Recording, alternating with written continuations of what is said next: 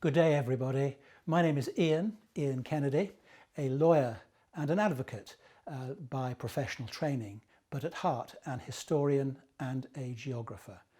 My wife and I have been lucky to be at sea for about 20 years now, 15 of which I have been asked to contribute on cruise ships, with the Fred Olsen line, I think, to begin with, Marella, with Cunard, with Saga, and with Viking Ocean cruises. And what I do, I tend to specialise. I have 4 areas of specialism within my repertoire. Panama and Central America is the first section, then the Caribbean, then transatlantic, and then British home waters. I began on holiday with Kath, on vacation with Kath, going through the Panama Canal all those years ago, and became hooked by it. You can see from this first image the sheer scale. Look at those lock gates behind the gentleman on the ground.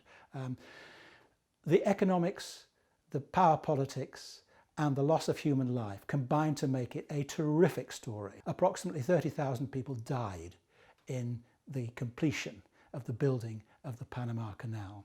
I also help out a bit there as well, because I'm allowed up from time to time, if I'm a good boy, onto the bridge to give a commentary as the ship transits the canal. Well worth it.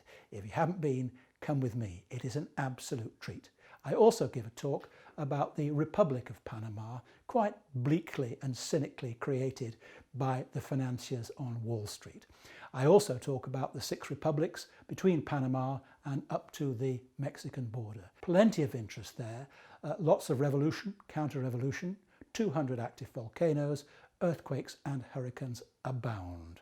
Now from there, as this second and very, very painful and poignant image shows, I move out into the Caribbean.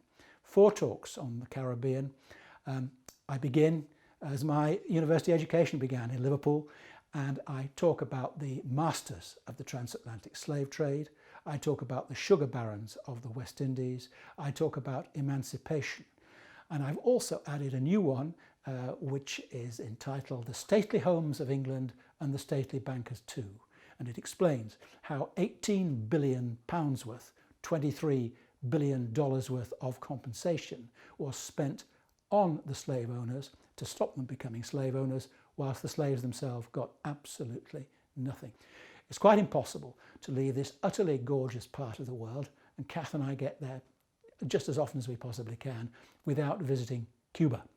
Cuba bristles with wonderful possibilities and stories. Here, of course, in full rant is Fidel himself. I talk about the missile crisis, but I think my signature dish there is probably the mafia years.